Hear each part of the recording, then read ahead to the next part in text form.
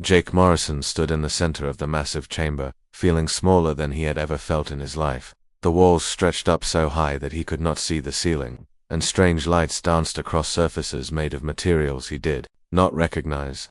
Around him, 12 different alien species sat in a perfect circle, each one representing worlds and civilizations that had existed long before. Humans had even learned to make fire. The Zeektheri Prime Minister rose from its crystal throne, its body catching the light and throwing rainbows across the floor. When it spoke, the words came through a translator device that made every syllable sound cold and final. Human Commander Morrison, you stand before the Galactic Council as a representative of your species. We have called you here to deliver an ultimatum that will determine the future of humanity. Jake felt sweat running down his back, despite the cool air in the chamber. He had been a soldier for 20 years, had fought in 3 different wars on Earth, but nothing had prepared him for this moment. Behind the Prime Minister, the ghostly forms of the Verthan floated in their containment fields, their bodies shifting like smoke in the wind. To his left, the insect-like Dragnari clicked their mandibles in what he had learned was either approval or hunger. Your species has spread across the galaxy like a plague, continued the Prime Minister. In less than 50 years, you have claimed systems that belong to others. You have built colonies on worlds that are sacred to civilizations older than your sun. You have taken what is not yours to take. The words hit Jake like physical blows. He thought of the mining colonies on the outer rim, of the research stations orbiting distant stars, of the millions of humans who had left Earth to build new lives among the stars. These aliens wanted to take it all away. A new voice spoke, this one belonging to a creature that looked like a walking tree. The Arbori delegate's words rustled like leaves in the wind. 3 cycles ago, your people found the ruins on Kepler 44 to be. The Mordoon have claimed this world as their ancestral home for 10,000 years. Your archaeologist activated sacred technology without permission. Jake remembered the reports from Dr. Katie Wells and her team. They had found incredible ruins that could teach humanity so much about the galaxy's history. Katie had been so excited when she sent her last transmission, talking about discoveries that would change everything. Now it seemed those discoveries might end everything instead. The Prime Minister's voice grew harder. We offer your species a choice. Commander Morrison, return to your home system immediately. Abandon all colonies beyond Sol. Accept containment within the boundaries we set for you. Do this, and your species will be allowed to live.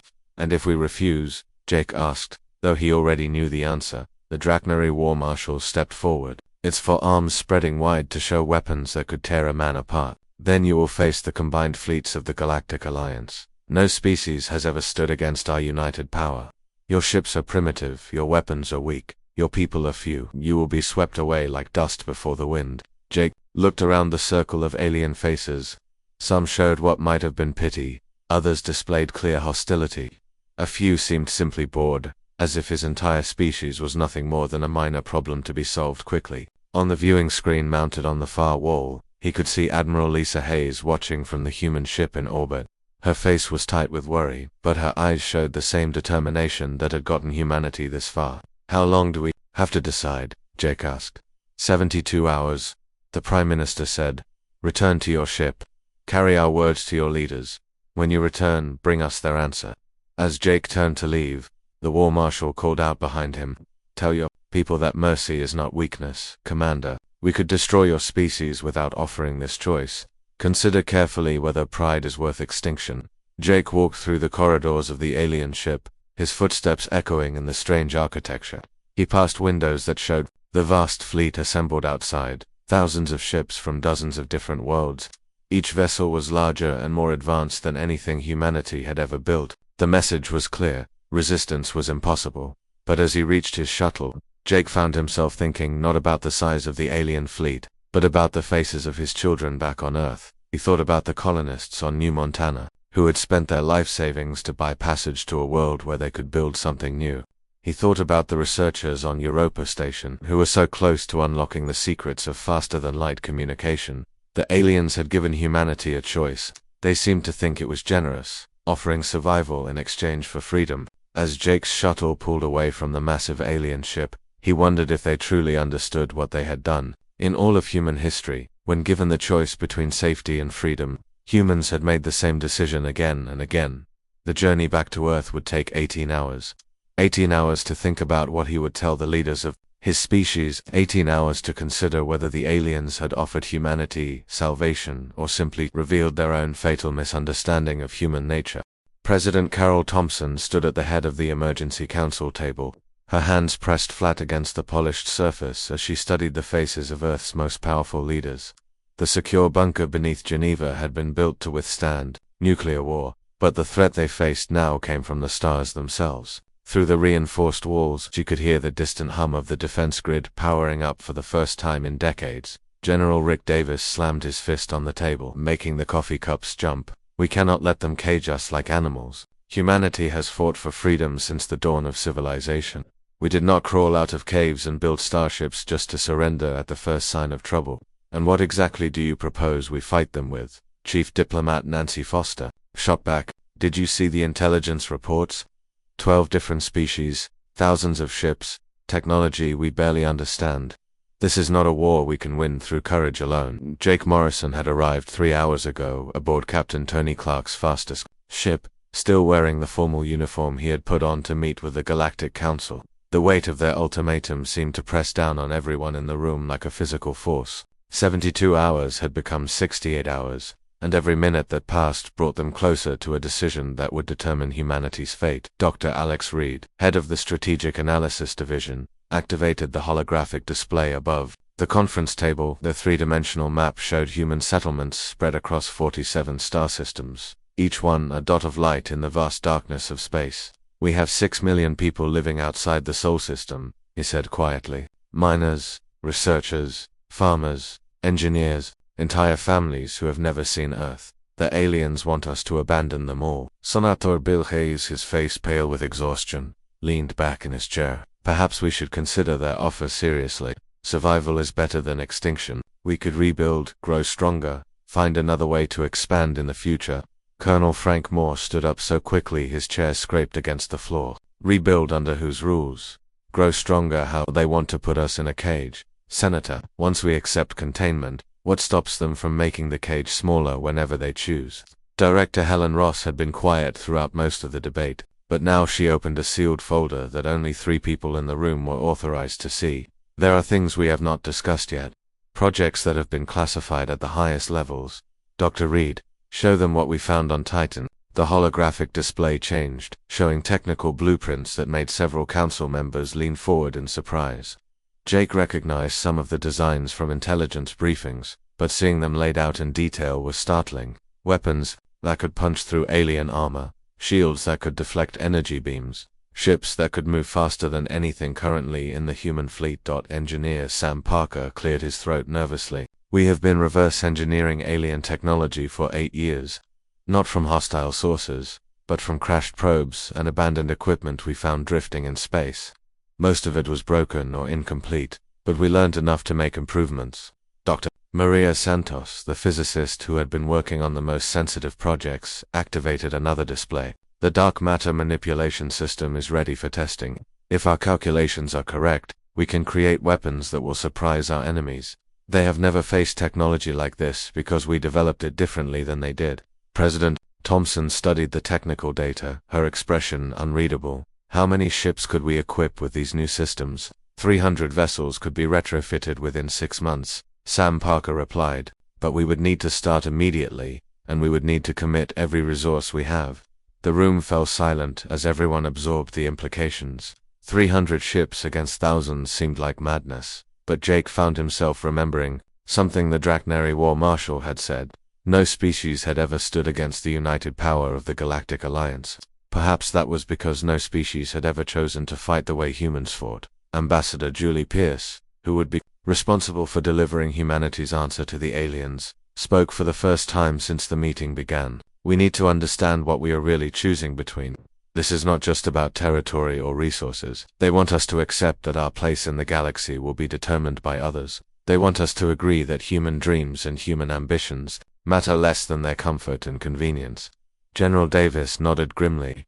Every human colony represents people who left everything behind to build something new. Farmers on New Montana who are growing crops that could feed millions. Researchers on Proxima Station who are developing medical treatments that could save lives. Engineers on the asteroid mining platforms who are gathering resources to build a better future. We cannot just abandon them. Dr. Reed brought up a new display showing communication logs from the outer colonies. We have been monitoring reactions since Commander Morrison returned. The colonists are not panicking. They are not demanding evacuation. They are asking what they can do to help defend their homes. Chief Diplomat Foster shook her head in frustration. You are all thinking like soldiers and engineers. This is a political problem that requires a political solution. Perhaps we can negotiate, find some middle ground that satisfies both sides. What middle ground? Colonel Moore demanded. They want us contained. We want freedom. There is no compromise between slavery and liberty. President Thompson walked to the window that showed the Earth's surface far above them. City lights twinkled in the darkness, representing billions of people who had no idea their fate was being decided in this underground room. The aliens think they are being generous by giving us a choice. They expect us to choose survival over principle because that is what they would do. She turned back to face the council, her decision clear in her eyes. But they have made a fundamental error in their calculations. They assume that humans value life more than freedom. They assume that we will surrender our dreams to preserve our existence. They assume that fear will make us small. Jake Morrison stood up, his voice carrying the weight of everything he had seen in the alien council chamber.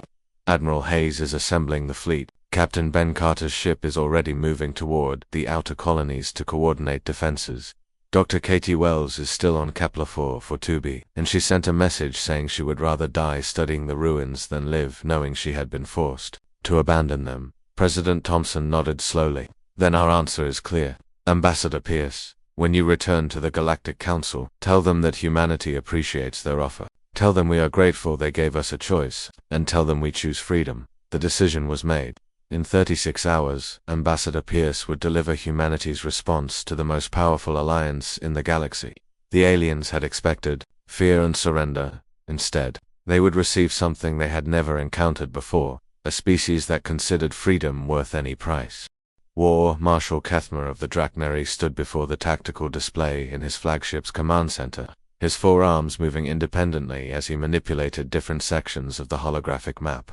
Around him, officers from a dozen different species worked at stations designed for their unique physiologies. The Hydro's commanders floated in their water-filled suits, while the crystalline Zeektheri communicated through light patterns that danced across their translucent bodies. The human response was exactly as predicted, announced the Verthan intelligence coordinator, its smoky form shifting restlessly in its containment field. Their primitive emotional attachment to abstract concepts like freedom has overcome their survival instincts. They have chosen extinction over submission.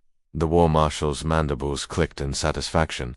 In 3,000 years of military service, he had seen dozens of species face the same choice. Some surrendered immediately upon seeing the size of the Alliance fleet. Others fought briefly before accepting the inevitable. None had ever lasted more than a few cycles against the combined might of the galactic powers. Admiral Sekthan of the Aquatic Hydro spoke through the water-filled communication system. Our bioships are ready to begin the cleansing operation. The human colonies can be eliminated systematically, starting with the outer settlements and working inward toward their home system. No, the War Marshal said, raising one clawed hand. The humans must understand the futility of resistance before we destroy them. We will demonstrate our power gradually, giving them opportunities to surrender at each stage. Perhaps when they see their outer colonies burning, they will develop the wisdom to save their homeworld.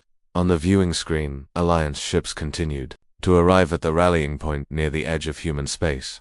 The massive Mordoon dreadnoughts emerged from quantum space like floating mountains, their ancient hulls scarred by countless battles. Behind them came the swift Kethradi destroyers and the heavily armed Bulwark-class vessels of the militant Sectori. Each new arrival added to a fleet that now numbered over 3,000 ships. The Zeektheri Prime Minister's image appeared on the communication screen, its crystalline features reflecting the bridge lights. The humans have had sufficient time to reconsider their position. Have any of their colonies requested separate negotiations for surrender? War Marshal Kethmer consulted his intelligence reports, expecting to find evidence of human panic and desperation. Instead, the data confused him. The human colonies are not attempting to evacuate. Their ships are moving toward defensive positions rather than fleeing toward their home system. We are detecting increased industrial activity at their mining stations. Perhaps they are preparing to offer tribute, suggested the Arbori representative, its tree-like form rustling with what might have been hope.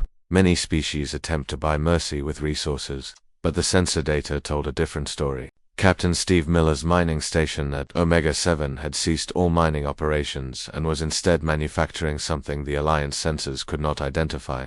The research outpost at Proxima Centauri, under Dr. Amy Walsh's direction, was broadcasting on all frequencies, sending streams of information about human culture and history across the galaxy. Most puzzling of all was the behavior of Lieutenant Commander Paul Evans at the Epsilon Eridani border post. When the first Alliance scouts had appeared at the edge of his system, he had made no attempt to flee or hide. Instead, he had opened a direct communication channel and transmitted a simple message. "You gave us a choice. Thank you." The War Marshal's tactical officer, a beetle-like sectori with natural armor plating, looked up from his instruments in confusion. "Sir," the human officer repeated his message when we demanded clarification. "Our linguistic experts believe he was expressing gratitude." "Gratitude? For what?" the War Marshal demanded. "Unknown, sir. Perhaps it is some form of human psychological warfare designed to confuse us." But the strangeness of human behavior continued to multiply as Alliance forces moved deeper into human space. Where other species had shown fear, humans showed determination. Where others had begged for mercy, humans thanked their enemies for giving them choices. Where others had abandoned their positions, humans fortified them. The first direct confrontation came when Commander Jake Morrison's ship encountered an Alliance patrol near the Vega system. Instead of fleeing or surrendering, Morrison had requested a direct communication link with War Marshal Kethma himself. "I am Commander Morrison of the Earth Defense Force," the human had said, his image appearing on the main screen. "I wanted to thank you personally for the choice your Alliance offered my species." The War Marshal had been so surprised by this unprecedented response that he had actually replied, "You thank us for offering you the opportunity to surrender." "No," Morrison had said, his strange human features showing an expression the Alliance translators identified as amusement. "We thank you for the opportunity to show you who we really are. You could have simply destroyed us without warning. Instead, you gave us the chance to choose our response. That was remarkably fair of you." The conversation had ended there, but it had left the War Marshal with an uncomfortable feeling that he was missing something important. Other species fought for resources, territory, or survival. But humans seemed to be fighting for something else entirely, something the Alliance had never encountered before. Dr. Amy Walsh's cultural broadcasts from Proxima Station were beginning to reach other systems, and the content was unlike anything in the Alliance databases. Instead of military intelligence or diplomatic appeals, the humans were sharing their art, music, literature, and philosophy. They were telling the story of their species to anyone willing to listen. The War Marshal found himself studying these transmissions during his off-duty hours, trying to understand what strategic purpose they might serve. The humans told stories of individuals who had chosen death over submission, of societies that had fought against overwhelming odds for abstract principles, of a species that seemed to value the freedom to choose their own fate more than life itself. "They are not behaving rationally," reported the Verthan psychologist who had been analyzing the human broadcasts. "Their actions suggest they consider defeat preferable to surrender, even when survival is possible."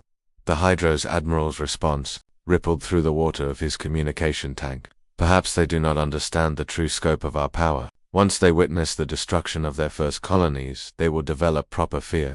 But War Marshal Kethma was beginning to suspect that the Alliance had made a fundamental error in their assessment of humanity.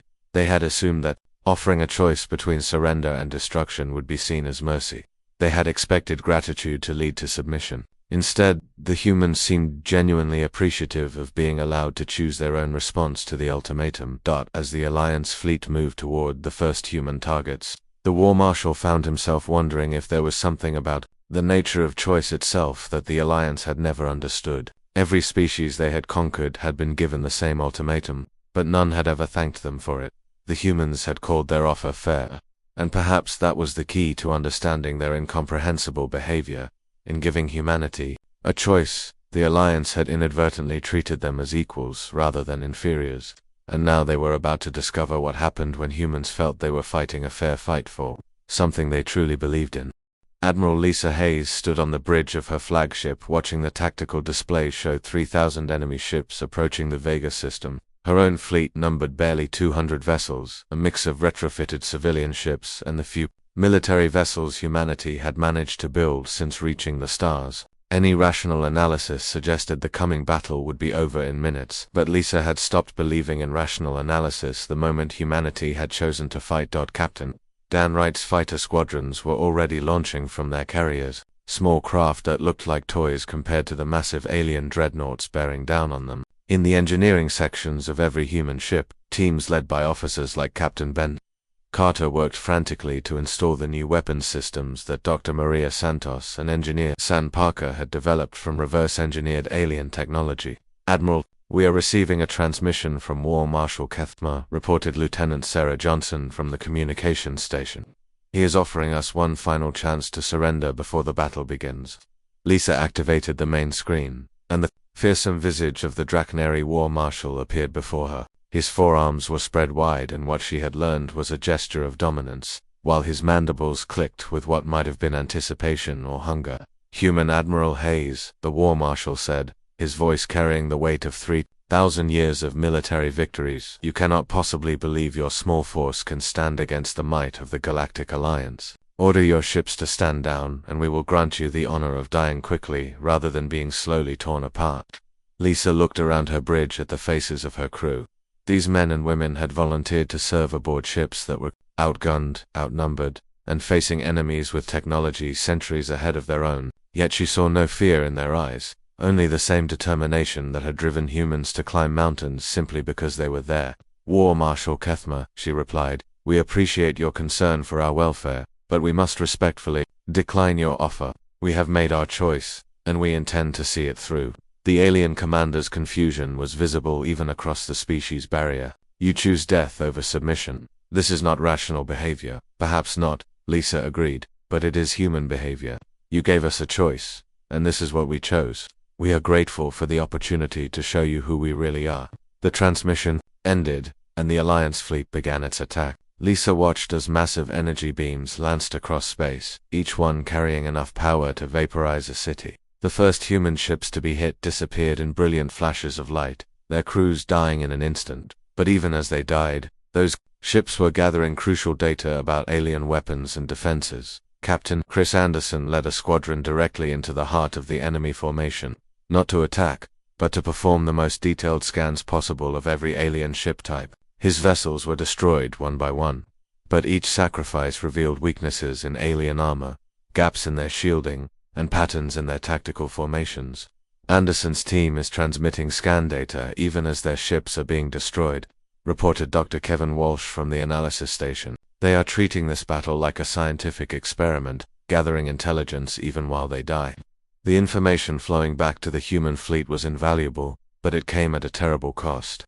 Lisa watched half her force disappear in the first 15 minutes of battle, each loss representing hundreds of lives and years of construction. Yet the data they were gathering with their sacrifice was already being put to use. Lieutenant Tony Clark's engineering teams had managed to modify their quantum torpedoes based on the real-time scan data. The first salvo from the human fleet struck the Zeek-Theory crystal ships with weapons specifically calibrated to resonate with their crystalline structure. 3 alien vessels shattered like glass, their debris glittering in the light of distant stars. The Hydros bioships proved vulnerable to a different approach. Dr. Lisa Turner's biodisruptor fields, deployed by Captain Steve Miller's converted mining vessels, interfered with the organic systems that kept the living ships functional. The massive creatures that served as hulls for Hydros warships began to convulse and die, leaving their crews helpless in dead vessels. War Marshal Kethma watched in growing alarm as his supposedly overwhelming force began to take serious casualties. The humans were losing ships at a faster rate, but they were learning and adapting with every exchange. Each human attack was more effective than the last, while each human defensive measure was better coordinated with their overall strategy. "Are they modifying their weapons so quickly?" demanded the Verthan tactical coordinator.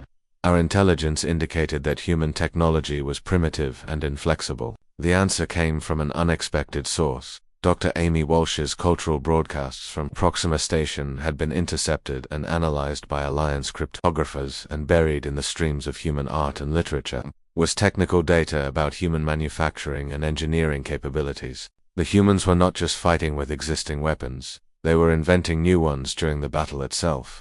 Admiral Hayes ordered the second phase of her battle plan to begin.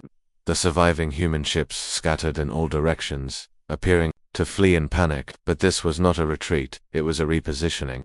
Each human vessel moved to a precise location, calculated to create a three-dimensional formation that surrounded the alien fleet. "They are attempting to encircle us," observed the Sectori tactical officer aboard the War Marshal's flagship, "but they lack the numbers to create an effective containment." The War Marshal was beginning to understand that human tactics followed patterns unlike anything in Alliance military doctrine, where other species fought for territory or resources. Humans seemed to fight for information, where others sought quick victories. Humans were willing to sacrifice everything to learn about their enemies. The quantum mines that Lieutenant Chris Anderson's team had deployed during their suicidal charge suddenly activated, but instead of exploding, they released clouds of nanoscale sensors that attached themselves to alien hulls and began transmitting detailed information about ship construction, power systems, and crew movements. They turned their own deaths into intelligence-gathering operations. The War Marshal realized with something approaching respect.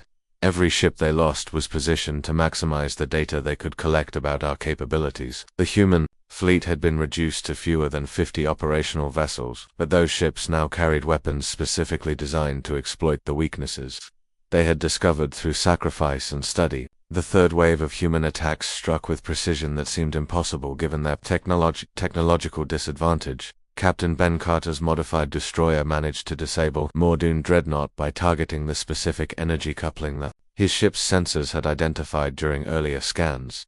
Dr. Kevin Walsh's research vessel, barely armed but equipped with the most advanced scanning equipment in the human fleet, painted targets for the remaining human warships with an accuracy that stunned the alien commanders. As the battle reached its climax, Admiral Hayes realized that her fleet had achieved something unprecedented. They had lost the tactical engagement, with over 70% casualties and most of their major vessels destroyed or disabled, but they had accomplished their true objective, proving that humans could hurt the supposedly invincible Galactic Alliance. The data gathered during the Battle of Vega was already being transmitted to human colonies throughout the galaxy. Engineer Sam Parker's teams were analyzing every scan, every weapons test, every tactical observation. Dr. Maria Santos was developing new technologies based on what they had learned about alien vulnerabilities. War Marshal Kethma watched the surviving human ships withdraw, carrying with them intelligence that would make the next battle very different. For the first time in his military career, he had won a battle while feeling that he had actually lost something important. The humans had thanked the Alliance for giving them a choice, and now he was beginning to understand why. In choosing to fight rather than surrender, they had revealed capabilities that no one had suspected they possessed. More importantly, they had shown that they were willing to pay any price to learn about their enemies. The next battle would not be the easy victory the Alliance had expected. Captain Tony Clark gripped the controls of his stealth ship as it drifted through the outer system of the Zeke-Theri homeworld, invisible to their sensors thanks to technology reverse-engineered from their own scout vessels. His mission was considered impossible by every military analyst who had studied it, but after the Battle of Vega, impossible had become just another word for difficult. Behind him in the cargo bay, Dr. Katie Wells worked frantically to decode the ancient Mordoon message that had started this entire war. The xenorchaeologist had refused evacuation from Kepler-4 for 2B, insisting that the key to ending the conflict lay buried in the ruins she had been studying. Her translation work had revealed something that could change everything, but first they needed to rescue the human prisoners taken during recent battles. Target facility is 2 kilometers ahead, reported Lieutenant Sarah Johnson from the navigation station. Sensors show approximately 300 human prisoners being held in the crystalline detention complex. The facility was designed to hold the most dangerous criminals in Zeke-Theri society, its walls made of the same crystal material that formed their bodies. But Dr. Maria Santos had discovered that human-modified quantum resonators could destabilize crystalline structures, turning the prison's greatest strength into a fatal weakness. Tony activated the rescue beacon that would alert the prisoners to their arrival, then watched as Engineer Sam Parker's modified cutting tools sliced through the crystal walls like butter. The Zeke-Theri guards inside were so shocked by the impossible breach that they offered no resistance as human soldiers poured through the opening. But Tony's team did not stop with rescuing their own people when they found Zeke-Theri civilians trapped in a section damaged by their own cutting tools. The humans immediately began rescue operations. Dr. Amy Walsh coordinated the evacuation of alien families while her team provided medical aid to the injured. "Captain, we could leave now with all our people," Lieutenant Johnson pointed out. "Staying longer increases the risk of discovery." "We came here to save lives," Tony replied, helping to carry an injured Zektheri child to safety. "That includes their lives too." The rescue operation was being broadcast live by Dr. Walsh's communication equipment, and the images were being received across the galaxy. Alien populations who had been told that humans were savage destroyers saw instead a species that would risk everything to save both friends and enemies. On the peaceful world of the Arbori, the tree-like beings gathered in their great groves to discuss what they were witnessing. Elder Sapai, who had lived for over 2,000 years, spoke for many when he said that never before had they seen a species that fought to protect rather than to conquer. The nomadic Star Wanderers, who had remained neutral throughout the conflict, began sending secret supplies to human colonies. Their ships, designed for deep space exploration, slipped past Alliance patrols to deliver food, medicine, and raw materials to settlements that had been cut off from Earth. Even more surprising was the reaction from younger members of the Alliance. Species themselves. Zektheri scholars began studying Dr. Walsh's cultural broadcasts with genuine interest, discovering human philosophies and art forms that challenged their understanding of what intelligence could create. Young Draknari warriors, raised on stories of honor in battle, found themselves questioning whether there was more honor in crushing the weak or in fighting. Alongside those who chose freedom over survival, the true turning point came when the ancient Mordoon made direct contact with Dr. Katie E. Wells through quantum communication channels that bypassed all Alliance monitoring. The message they sent would have been impossible to receive if Katie had not been working with the ruins on Kepler-4 for to be using the same technology that had alerted the galaxy to humanity's presence. Dr. Peter Grant, the human linguist who had been working to translate Mordoon's script, was the first to understand what the message contained. "Katie, you need to see this immediately. The beacon you activated was not a distress signal or a territorial marker. It was an invitation." Katie looked at the translation with growing amazement. The ancient ruins were not just archaeological sites, they were testing grounds left behind by the Mordoon to identify species that had evolved enough to be worthy of joining galactic civilization.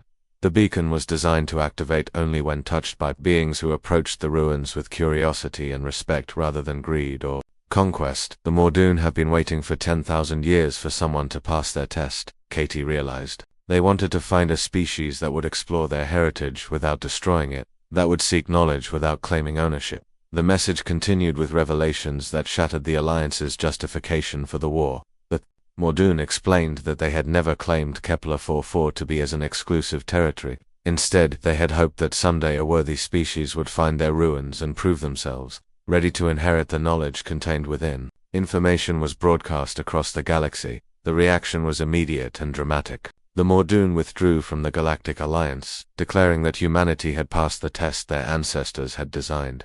Several other species followed their lead, recognizing that the war had been based on false premises and wounded pride, rather than legitimate grievances. War Marshal Kethma found himself commanding a coalition that was falling apart as species after species reconsidered their participation. The Verthan began questioning whether humans truly represented a threat, while even some Draknari warriors expressed admiration for an enemy that fought with such determination. The final blow to Alliance unity came from an unexpected source. Captain Ben Carter, leading a relief mission to the Hydra's colony world of Aquatica, discovered that the planet was under attack by asteroid storms that threatened to destroy their underwater cities. Instead of taking advantage of their enemies' distress, Carter's fleet immediately began rescue operations. Dr. Lisa Turner's biostabilization technology, originally developed as a weapon against Hydra's bioships, was quickly modified to help repair damage to their living structures.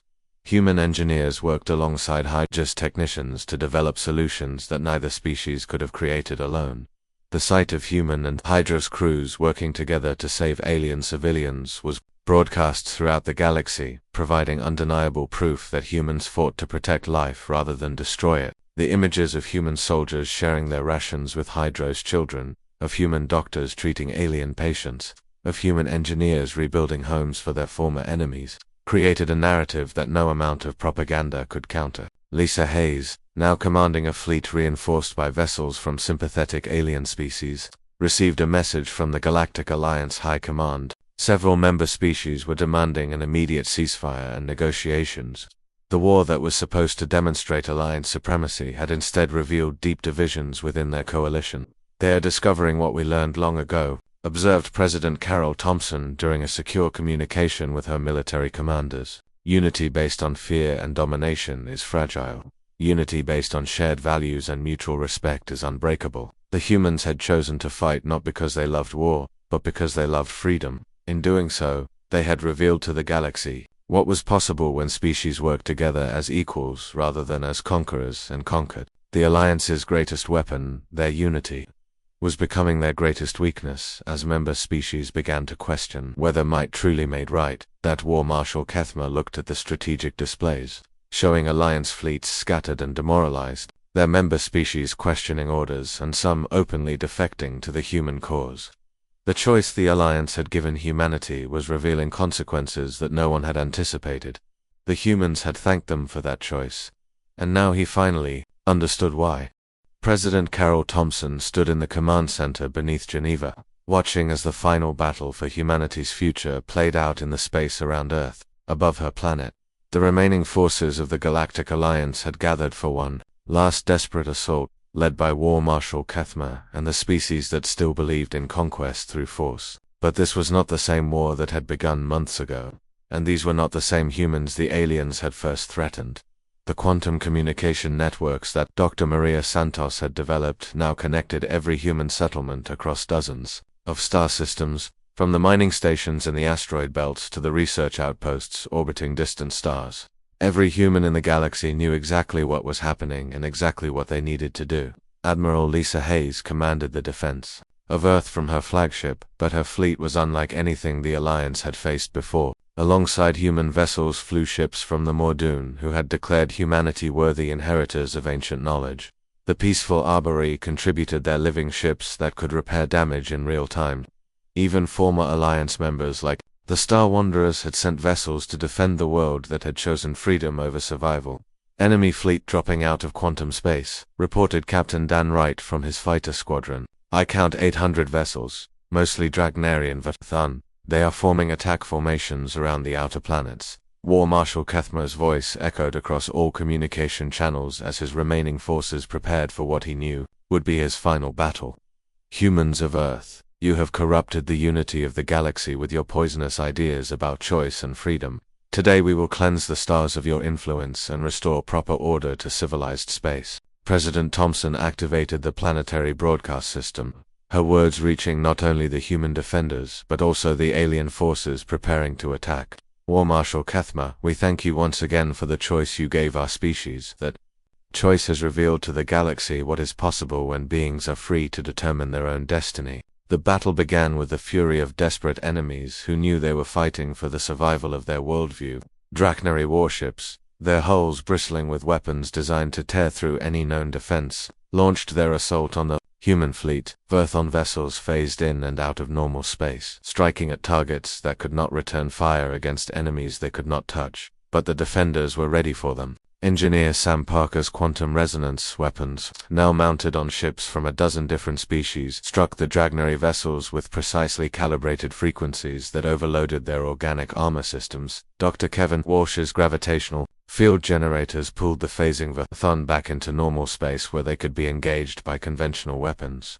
The real surprise came when Captain Ben Carter's fleet emerged from quantum space behind the attacking Alliance forces. These were not reinforcements from Earth, but human colonies and allied vessels that had been positioned throughout the galaxy in a coordination that seemed impossible, without some form of collective consciousness. How are they coordinating forces across such vast distances? Demanded the Dragnary tactical coordinator aboard the War Marshal's flagship. Our intelligence indicated that human communication technology was limited to lightspeed transmissions. The answer revealed the true scope of what humanity had accomplished. Dr. Maria Santos had not just developed quantum communication networks, she had created a system that allowed every human in the galaxy to share information instantaneously. But unlike a hive mind that destroyed individuality, this network enhanced personal choice by ensuring that every human could make decisions based on complete information. Captain Tony Clark led a squadron that included vessels from 5 different species, all working together with a precision that would have been impossible under traditional command structures. Each ship maintained its own independence and cultural identity while contributing to a coordinated defense that protected everyone involved. The Alliance forces found themselves fighting not just humans, but a coalition of species that had chosen to stand together for principles they believed in. The Arbori-living ships used their regenerative abilities to repair damaged human vessels during battle. Mordoon dreadnoughts provided covering fire for smaller allied craft, while their ancient weapon systems proved surprisingly effective against modern Alliance technology. War Marshal Kethmer watched his carefully planned assault dissolve into chaos as his enemies demonstrated capabilities that defied every assumption his strategists had made. The humans were not fighting like any species he had ever encountered. They shared information freely, adapted their tactics in real time, and seemed to genuinely care about the survival of their alien allies. "Sir, we are receiving surrender requests from several of our own units," reported his communications officer. "The 47th Drachnary Battle Group is requesting permission to withdraw from combat. They claim they no longer understand what they are fighting for." The War Marshal's mandibles clicked in rage and frustration. His own forces were abandoning him, not because they were defeated, but because they were beginning to question the very premise of the war. The Human Cultural Broadcasts, led by Dr. Amy Walsh, had spent months showing the galaxy what human civilization truly represented: art, literature, music, and philosophy that celebrated the value of choice and the dignity of individual beings had gradually eroded the Alliance's narrative of human savagery. The decisive moment came when Dr. Katie Wells, still working from the ruins on Kepler 442b, activated the ancient Mordoon communication system. Her voice, transmitted through technology that predated most galactic civilizations, reached every ship in the battle simultaneously. "To all beings who can hear this message," she said, her words carrying the weight of 10,000 years of accumulated wisdom, "you are witnessing the birth of something new in our galaxy. Not the dominance of one species over others, but the cooperation of many species choosing to work together as equals." The Mordoon historical records, now accessible through the ancient ruins, revealed the truth about galactic history. The Alliance had not always been a tool of oppression. Originally, it had been created to protect weaker species from stronger ones, to ensure that might did not make right. But over the millennia, it had become the very thing it was designed to prevent. "The humans have reminded us of our original purpose," continued Dr. Wells. "They have chosen to fight not for conquest, but for the right of all beings to choose their own path. In doing so, they have offered us a chance to return to the principles our ancestors believed in." The revelation shattered what remained of Alliance unity. Ship after ship ceased firing and withdrew from the battle. Some began actively assisting in rescue operations for damaged vessels on both sides. The war that had begun with an ultimatum ended with former enemies working together to save lives. War Marshal Kethmer found himself commanding a fleet of fewer than 50 vessels, the die-hard remnants of species that could not accept a galaxy where strength was not the ultimate arbiter. As his forces crumbled around him, he realized the magnitude of the error he had made. In offering humanity a choice, the Alliance had expected them to choose survival over principle. Instead, humans had chosen to prove that survival and principle were not mutually exclusive when beings worked together freely. They had shown the galaxy that strength came not from domination, but from the voluntary cooperation of free individuals. Admiral Hayes opened a communication channel to the War Marshal's flagship. "War Marshal Kethmer, we offer you the same choice you once offered us. You can surrender and help us build a better galaxy, or you can continue fighting for a system that no longer exists." The War Marshal looked around his bridge at the faces of his remaining crew. Some showed the same determination that had driven 3,000 years of conquest. Others showed doubt, uncertainty, and perhaps even hope for something different. For the first time in his military career, War Marshal Kethmer faced a choice that would determine not just his own fate, but the future of galactic civilization. The humans had thanked him for giving them this same choice, and now he finally understood what they had meant. The galaxy would never be the same, because one species had chosen freedom over safety and had inspired others to make the same choice. The Galactic Alliance was dead, but from its ashes was rising something better, a voluntary confederation of free species working together not because they were forced to, but because they chose to. President Thompson's final words echoed across the galaxy as the new alliance was born. "You gave us a choice between freedom and safety. We chose freedom, but in doing so we discovered that true safety comes only when all beings are free to choose their own destiny."